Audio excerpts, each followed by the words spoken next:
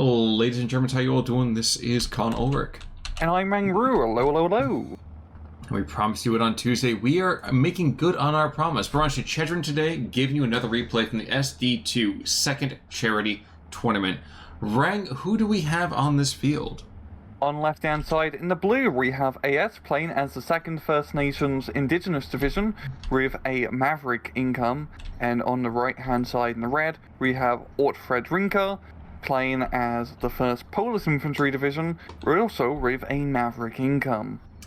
So you might notice that we have called the 2nd Infantry Division over here to the left a slightly different name. It is an evolving thing, and we want to correct the mistakes made in the past. So from here on out, at least for this particular replay, I'll be calling the 2nd First Peoples Division, and, you know, Rang being from the uncivilized north, we'll call them the indigenous peoples, I imagine. Yeah, we're trying to be politically correct here on our Steel Division 2 cast as we watch people blow each other up in a World War II setting. But speaking of the match, I mean, both these are pretty strong infantry divisions, and it's really gonna come down to Southern Town Fight, as by God, it is getting hot already. The tank Desnitki descenting from the trucks. Yes, it is, and not for nothing though. I mean, those flame troops over here from the 2nd First Peoples, we're definitely able to take out the half-tracks, which is not something I've seen happen very often. Yeah. But it is certainly hot time in the old town tonight, as the dissents are feeling a lot of dissent among their own lines, I imagine. But not to be outdone, they are certainly pushing back those rifle squads. And this is the 2nd replay this week. We're seeing lots of rifles. How is that going to shape up against the First Poles? First Poles can match up pretty well to that. They also have a lot of rifles with Strochki spam, which they can keep up with, and especially in the current meta, rifles, just cheap rifle spam is the way to go. So it should be pretty even Stevens. But so far, yeah, Orta's making pretty good progress down south here, clearing out a good southern chunk of the town. Now he just needs to deal with the rest of the northern half hill. Those Ranger LMGs are going to try and keep the Strochkis at bay. We'll see how they do. I'm curious to see how the M1919s fare up to South Infantry compared to the Strochki DP squad. The biggest problem with this at the T-34E, there's nothing to be done about that. That could be just be brought up right next to the building, and then they'll just shellac them. I confess I was looking to the north as there are a brace of Shermans, and actually we have a couple of those T-30 howitzers, those mobile gun carriages, basically moving through the center. While things are starting to be a reversal for the 2nd Infantry anywhere but the north, they're certainly being quite considerable here. And geez, the Ranger Marauders are picking off 2 infantry squads in trucks, one after the other. I forgot how deadly those Zooks are. Yeah, they can be pretty nasty business, of course, and being able to sneak them up. I mean, down south it is just not looking good for AS at all. He is... the PPS-8 is getting in close, is killing up all the infantry. And of course, you know, one of the big problems with 2nd Indigenous Division is that you don't have a whole lot of infantry-based anti-tanks. So those T-34s running around the town are really going to have to be countered by a few bazookas, Stuart, so they're not going to do that great. Mainly Shermans and bazookas. Yeah, and that's an awful lot. I mean, the Shermans are great because they do have those gun stabilizers, but I don't know how effective that's going to be really overall. And these Stuarts even more outmatched. Yeah, the Stuarts are just... I mean, they're great as infantry support because they do have the 2 machine guns, which is nice, but the problem with the Stuarts is they only have 7 rounds a minute compared to the 12 rounds a minute that the Pak-36 or Russian 45mm guns have.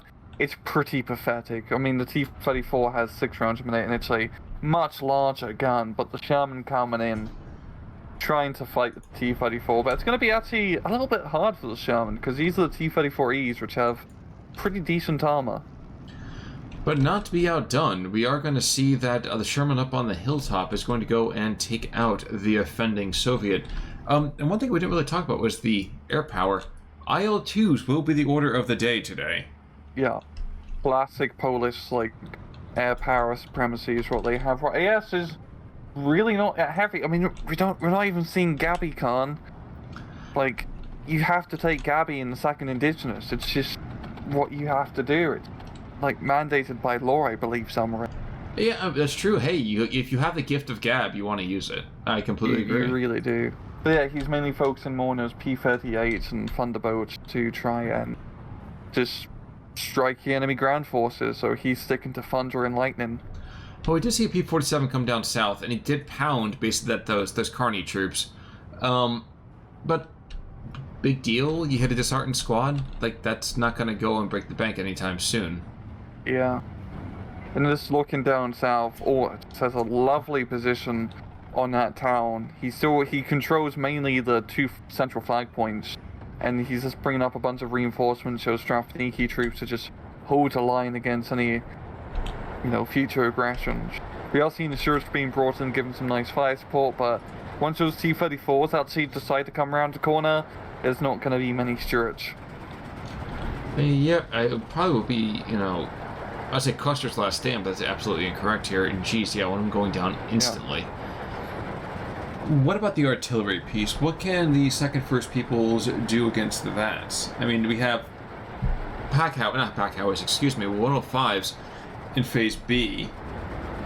We have off-maps in Phase B. We have mortars, maybe stovepipes. Is that the right call, maybe? Yeah, it's actually pretty funny. It's pretty light in the artillery department. Not seeing any xylophones or heavy field howitzers, and more importantly, even just 60mm mortars, which are just deadly in town fights because they do have the radio trait. He does have the 81 mils, which are pretty damn good, of course, because they also have radios. But I definitely feel like good mortar play, especially. I mean, of course, it's not the meta, but with 2nd Infantry, they kind of surpassed the meta in that regard because the radioed mortars are just ridiculously good at just knocking out enemy infantry targets. Yes. Because you do have the propagation, can't say it properly, of radios with your Western ally. They're just all talking to each other on the radio, Man, they don't have TikTok. They had to do something. No, yeah. Bit of a infantry reinforcement. Half-track zooming up here. Probably going to be engaging these Carnies. And you know what? I want to hate on disheartened troops, but the Carnies having a PTRD addresses half the problem I have with disheartened troops. Yeah, I mean, the Strafniki are disheartened troops, which kind of transcend disheartenedness because of just how beefy they are. And yeah, the PTRD, the 3 DPs, they are a very damn nice squad. They certainly seem to be. Unfortunately, they are outnumbered quite a bit. Yeah. Biggest concern, though, now there's 2 T-34s to the north, and there's only a single Sherman being moved in, and there's Stuart. So as good as this push was to take that hilltop, ain't gonna go anywhere for a bit. Yeah, and just as we're seeing the T-34 dominance, especially with the veterancy from the leader, is making them killing machines. The riflemen can't do anything because they don't have any bazookas. The motorized riflemen are the ones who hogged all of them. And the Stuart can't do anything as well. He can bring in Shermans, but it's just going to be an even matchup. It's not going to be a definite victory against T-34s. That's a weird thing. Actually, I don't see any motorized rifles, really. And he doesn't. It's like 3rd US. Yeah, division. but you know what? But even as infantry division, I'm sorry, I should have precluded this. Yeah. One of the things I kind of thought of that on 3rd, 4th, 18th pass of it, I am surprised that was never really included. You mean just like 1-card of motorized rifles? Yeah, anything really. Because the half tracks are such a heavy preponderance of it. And I hate to go and say, because historically, because I feel at that point I need to start pushing my glasses up my nose. But it's just a very, very surprising considering the composition of things, way back when. IL-2 in the meantime coming in, pounding one of those M1919s, and that's a bit of a problem because that was probably the best way to interdict any of this, I don't want to say Soviet, but Polish material going from east to west here. Yep, and just Ort is really building up deadly, just balls of angry Poles. I mean, down south we just have the T-34 Strafniki blob, and up north we have T-34s in the Strafniki blob, and they are just clearing throughout forest here. I mean, at this point, AS's best bet is probably just he needs to get some Wolverines on the field, some Hellcats. That's really one of the strengths that he does have, because those are pretty nice anti-tank units. Well, yeah, the Poles only has that 1-card of SU-85s, which Well, he's a real only heavy anti-tank in that deck. It's all just T-34s and other 76mm gun carriers. But you know what? They're both to Phase B now, so looking on the opposite side, Rhinos are now a thing. Yeah. And yeah, the Rhinos would be a pretty good choice as well. The extra armor would definitely make it a bit more beefy against those T-34s here. But I also think, as we didn't really mention it, but just that central push through the lungs here is also giving all that very nice positioning. I think he's trying to lure in that T-34. Because one thing, PP shots are terrifying at less than 150 meters, and less than 100 meters, but... Yeah. Outside of that, heck, I could stick basics in there and it'd be more than enough, excuse me, to take him out. Seen a bit of air power here from AS. Dropping run bomb on the Z3, but not getting the full kill, and his P-38 has 2 bloody big ones, so let's see who he decides to nuke. Is nuking a T-34? Will it be the kill? Nah. No, this isn't Red Storm. I don't think it hit the infantry. That was the target. T-34s are just an array. Oh, absolutely. Stormtroops be moved on in the the Polish Sturmoviki moving in. Of course, they're going to get the surrender, or they're going to get the kill. I can't see them really making it out. There we go. Zook being moved in opportunistically in the lungs, and unfortunately not able to get any kind of kill there. Yeah, the infantry covering is going to keep that T-34 alive, and now with no more Zooks in the forest, I think Ort kind of smells this and is starting to push a bit heavier to clear out that forest presence. But as we're seeing up north, those Hellcats are literally zipping on by to try and deal with this push. But the main thing is that Ort, he's been playing to the Polish strengths like perfectly. He hasn't been engaging in any long-range battles. It's all been close-range knife fight. And if you give a Poles a knife, they can be pretty bloody deadly. Yeah. Oh, I was thinking making it to a spear, Polish Lancers, but yeah. Oh yeah, give them some rings and send them down a hill, and they have a bit of a fun time. Exactly. At that point, if you are an Ottoman, well, you're gonna find yourself turned into a carpet pretty quickly. Down to the south, you have a push of light cavalry tanks. But, again, we've talked about this. I think this is the right call, sticking into the center or an entire platoon of them. Because, despite the fact that they're going to get absolutely butt-sexed by the T-34E, if you stick enough Stuarts in an area, you might be able to outflank it. It's one of those 4 of 1 kills one of another kind of moments here. Yeah, I just think with Stuarts was just not that much of a rifle tank to take, especially in this sort of matchup, just because those T-34s. I mean, the Stuart is only what? Oh, it is actually quite a bit cheaper. The T-34 is the 55-point runs and not the 45-point T-34s. So yeah, but we've seen 2 IL-2s coming in up north, run for clusters, run for high explosives. I think both are gonna get their load off. And one Sherman goes down. And the Hellcat actually survived, because that was a rather big miss from the IL-2. Now, do you like how we do have all this anti-aircraft fire? Anti-aircraft, I mean, just 50 cal machine guns on top of the tank. They're almost completely stressing out one IL-2, so not too bad. Oof. Hellcat down. Yeah.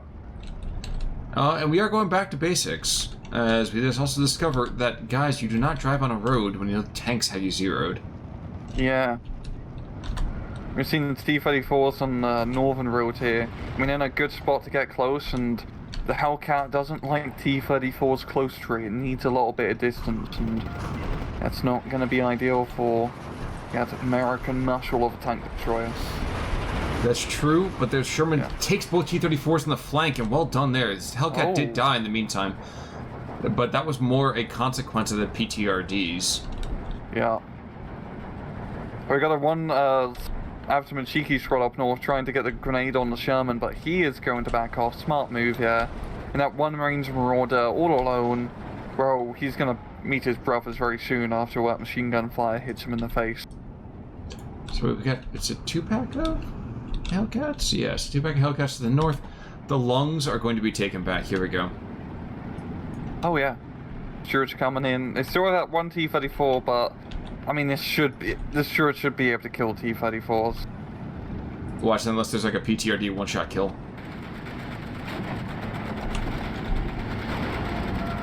Oh, all the machine gun fire. But the problem is he's engaging with like 2 Stuarts at a time. Yeah. So. Yep. So yeah. he's missing an opportunity here.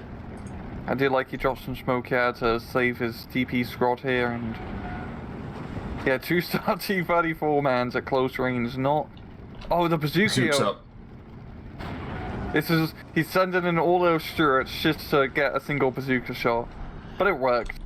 And really, when it comes right down to it, the Stuarts, like you said, that's not the killer here. The killer are the bazookas. And down south, we had the off-map being called on in, so it's a 203, and those disheartened troops are probably going to have their hearts broken just a little bit more. Yeah. Yeah, they're probably not going to enjoy it. But even then, I mean, this is a lovely off-map strike due to how dense the target area is. I don't know how AS is going to be able to follow up unless he decides to risk it by rushing up a Sherman, but I don't think he's going to do that, because that'd be a little bit costly if he loses it. It will be costly, but we're seeing up to the north just more and more airstrikes just being called in, and I kind of like this, actually. We saw this in another replay recently. T-34 going down, so another Sherman gets aggressive, and another Sherman, T-34 going down. So the T-34s, you know, the Poles don't really get that many of them. I mean, just comparative to what is possible. But yeah, you're right. The T-34s, they start to really hurt if you take out the T-34s. Don't have a... Well, to be fair, both sides don't have a whole lot of tanks. That's due to the fact they've gone with Maverick income, so it's B-phase or bust, baby. But it's going to be enough, I think, to keep him through this match, because also AS doesn't have a whole lot of Sherman, so he does have, you know, the tank destroyers to back him up a bit. He does. And indeed, we are seeing an M10 down to the south go down after engaging 3 T-34s for a considerable length of time. But you see this. We're actually seeing a, you know, off maps coming down to the south. Okay, Ortfine von Alstadt over here is going to throw another 6 squads down there. So maybe, just maybe, he's trying to draw strength away? I don't know. Yeah, I like how you're even bringing an NKVD dude to try to buff up his disheartened troops here. True. Yeah. Gonna be a small little blocking detachment. Here comes the IL-2. Is he gonna... I think he's just gonna try and bomb that machine gun. Yep. It's not a bad call. Machine guns are a little bit nicer now. Yeah, there we go. And the IL-2s have been like...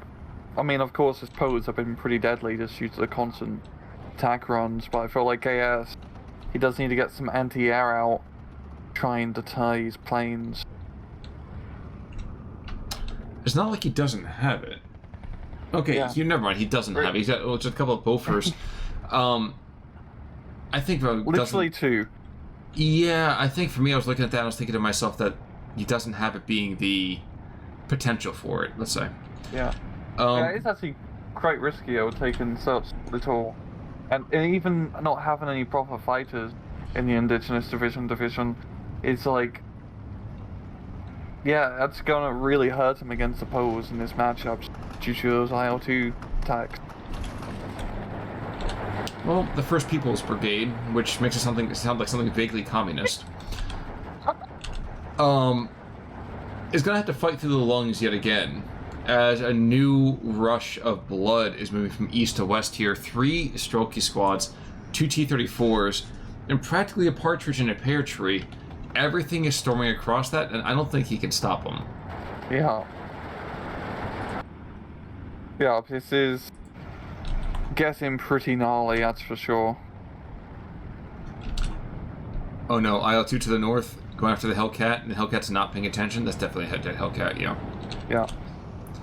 P-47 might get a kill on this. I put might in a rather hefty doubt moment here, just because of how ridiculously durable those stinking planes are. Yeah. And also, the problem with the P-47 is that, you know, not the most maneuverable aircraft. Once it gets behind something, it usually kills it, but as you can see, if it's long turn radius, yeah, the IL-2 can just zip on by. Which is a weird thing to see an IL-2 do, because it's not exactly what you expect of them. Yeah. But yeah, the lung position here from Orta is still going pretty strong, managing to reinforce with more T-34s, and as you can see in the close range knife fight, Poe's just do absolutely lovely. The infantry can't do anything, he has no bazookas nearby. Once again, you could bring in Sherman to try and fight, but that's only going to be an even matchup, it's not a guaranteed kill. Conde de Dios. The basics down to the south as Carney troops. Like I said before, those triple DPs, I never really appreciated how ridiculously over the top those things are. Yeah, it's just a whole lot of firepower in those squads. They are rather expensive squads, to be fair, at 35 points, but you do definitely get your money's worth, especially when you're just fighting against the Americans, which don't have a whole lot of great long-range firepower. They only have bar machine guns. They need to get within that, like, 500-meter range to start making use of their semi-autos. And which tactical are nukes. in range. And the tactical nuke, though. I mean, yeah. Yeah.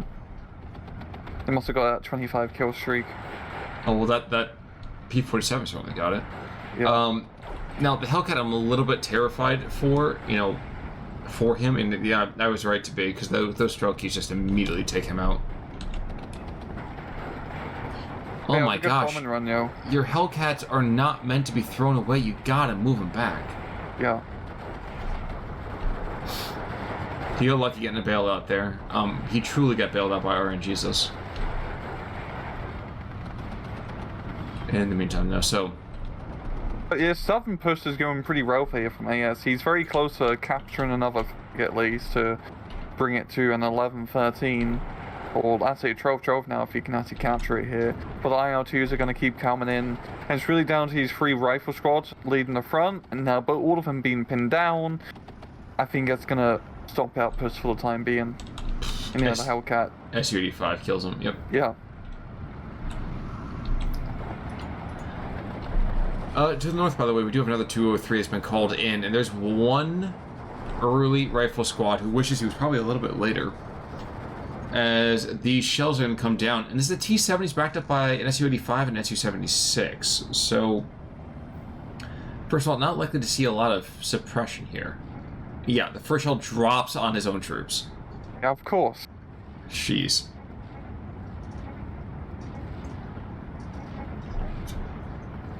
But yeah, Ort just has a... He's, like I've said before, he's really playing to his division's advantage by, like, northern areas, close quarters, the central areas, forcing close quarters, and down south. It's going a little bit tipsy for him as AS is actually making some pretty decent progress, but as you can see, he's really stretched the limit here of his frontline units. The Hellcat going down, he just has a few rifles holding the field, and the Poes are bringing in some Superiors of some rocking flamethrowers to try and burn them out.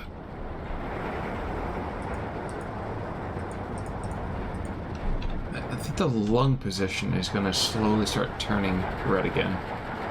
It's cost them a fair chunk of lives here. Yeah. But I think we're going to see at least the engineer squad get picked off, because none of these guys are mutually supporting positions either. And I think that's the other thing that we've been kind of seeing. The second first peoples, well, they're getting isolated. There's a lot of 2-on-1s and 3-on-1s, and I don't care who you are, mono on mono only works when you're going on a second date. Like, you don't want to have all these mono on mono fights if you're in this game. Like, you gotta up the ante. Pull those 7 stewards in at the same time. Don't send a steward against a T-34. You're gonna see the steward go home in a pine box. Yeah, and as you can see, he finally brings in the half-track to bring out some firepower, and he can actually clear out the Polish infantry here. And yeah, it's just like micro issue of not bringing all his firepower to bear against enemy targets. You just have a bunch of guys sitting around twiddling their thumbs, not actually helping out and shooting the bloody bastards. Exactly. Yeah. Exactly. Now up north, it seems like it's going to completely collapse. I mean, we've got, Bazooka knocks out T-70, which is nice, but there's a whole lot of angry Poles here still, and only some basics to reinforce the line. True, but tactical nuke.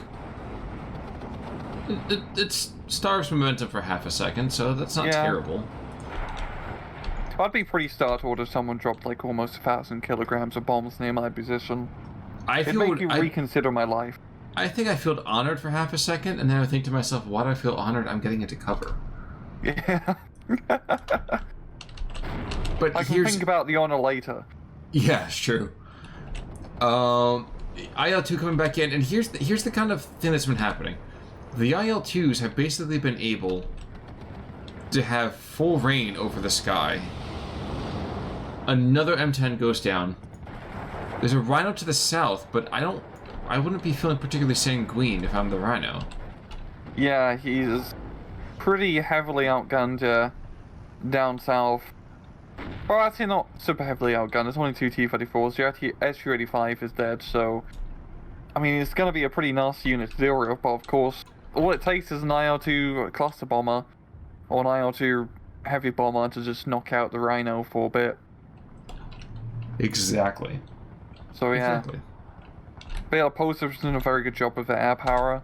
I mean, he's fighting the knife fight with the ground targets, but he's really using his air power to fight those long-range engagements, which you necessarily wouldn't want to do with your T-34s and other ground units here. I would say this is amusing, but it's probably much less so for the 1st People's Brigade. In both the replays this week, we've seen some very unique applications and strategies. Like, this is not a Polish division that we're used to seeing. We're used to seeing that kind of like, oh, okay. This is pretty standard. I'm gonna have to like back you up in that one. That's fine. For some reason, I'm trying to call this to mind, and maybe I'm thinking of the other Poles from the old version of it. I always feel like a lot of Poles just kind of put their head down and just kind of bowl forward, just like trusting that eventually their numbers are going to win out. That they play very Soviet-style attacks. But maybe this is just what the Polish division is meant to be, and it's in its much more pure form. Yeah, it's a very good map because he can engage in those close quarters positions. And yeah, it's pretty much it. Poles and Slutsk, it's not a good time. Poles here or Orsa North, as you can see, it works out pretty nicely. But also, it's the second First Nation is just not. It's not that great of a division, I really think. The infantry is pretty lackluster, mainly just due to the lack of anti-tank, which has really been screwing them over. But also just in terms of how AS has specifically built his deck with not enough anti-air or airplanes to try and shoot down the onslaught of IL-2s. That's something he could definitely fix with his deck with, you know, good old Gabby. He does have, I mean, to be fair, the P-38s and the P-47s can still act as fighter bombers, that's what they are, but they're not as great compared to the dedicated fighter. And you always want to have at least, I think, one dedicated fighter in a 1v1 deck. Preferably 2 in my mind, but that just comes down to personal opinion. That's true, but you want a lover, you want a fighter, and then you want a joker and a smoker. So yeah, I got you. Yeah, but not a smoker in the lung. No. There's been plenty of smoking in the lungs today, though. You can see the corpses of many a tank and vehicle over there. Smoky Squad, in the meantime, going to get dropped right behind this Rhino, and this is going to be awful. That's how you hunt a Rhino. Did he? Yeah, was that he did. T-34 killed it? Nope. Oh no! Oh. It was the PTRD. How does that even? Okay. Well, think about the penetration. No, it's like only 35 mil pen. That's what I'm saying. It's like. Yeah, but I think maybe he got a slide shot technically, which could still, but. Well, yeah. Back is 45. Nonetheless, he's dead. Yeah. Yeah, he's still dead. To be fair. I think it's fairly safe to say that this is going to go over here to von Otterstadt, which is good. Very good. Congratulations to him. He's playing this matchup the way he should be playing it. Yeah, this is like perfect standard Polish, like first Polish infantry play. It's the reason we've seen them a lot in 1v1s is because they are a very strong division in the right map, such as yes. Because the infantry is on point, the T-34s are on point, the IL-2s are just on the point, blowing everything up. It's pretty good. And I will say the Poles are definitely a snowball division. down to the south, he was able to take that early position and was able to throw enough troops in there that really there was never going to be any doubt of the outcome of this. And that's a very good point. And I think, I mean, like, how many times have we said it already? The Second First Peoples doesn't really have... well, maybe we'll go back to normal after this, who knows. But the Second First Peoples doesn't really have the ability to take and hold. They're more, I don't want to say a skirmish division per se, but they're almost a light division by design. You don't take them and throw them into a grinding fight. They don't work that well that way. Yeah, it's a weird division because at close range, I mean, you do have the Shermans, which is nice, but I really think the lack of infantry AT really screws you over, especially in a matchup like that where T-34s at close range are essentially an armored infantry unit. But yeah, KD is actually really close. I was not expecting that.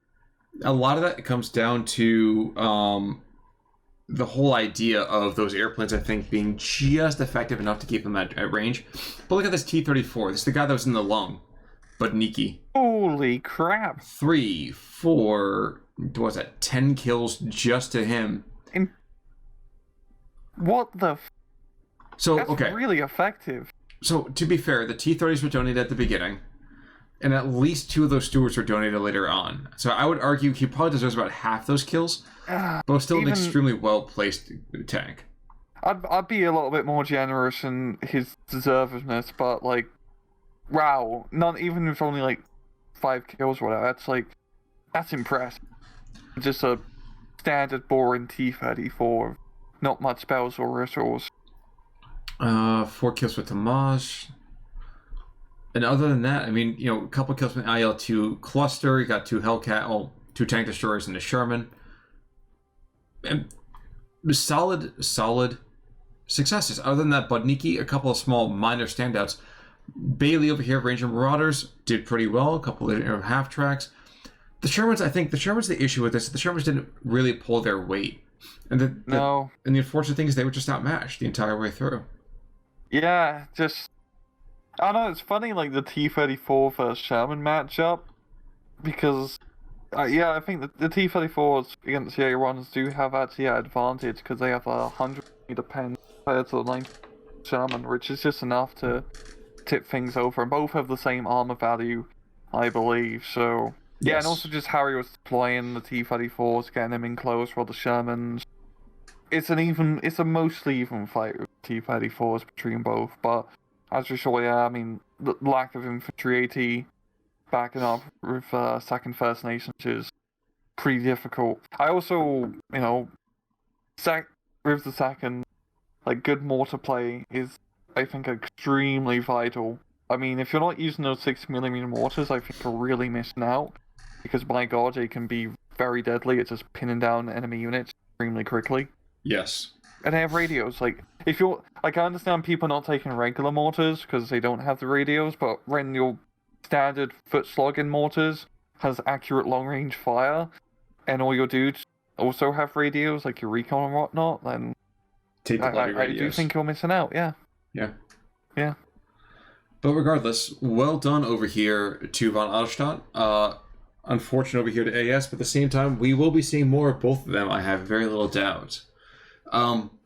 Also, folks, in the meantime, again, this was the second charity tournament. We're going to have actually a link below the videos if you want to contribute. Rank, what's the name of the charity one more time, please?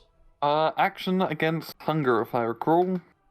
I won't say that I have had too much experience with that. I have gone through some minor hunger issues every now and again. Guys, it's a great charity. Please check it out. If you can give any kind of donation towards it, all the money does go to a good cause. Actually, I promise you right now, actually, I'll donate this week myself.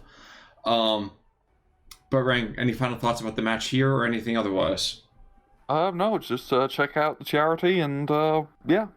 Thanks for hosting this tournament, guys. It's been pretty great. We have one of the best communities out there, man. So, guys, until next week, though, I'm Con Ulrich. I'm Rangaroo. Take it easy.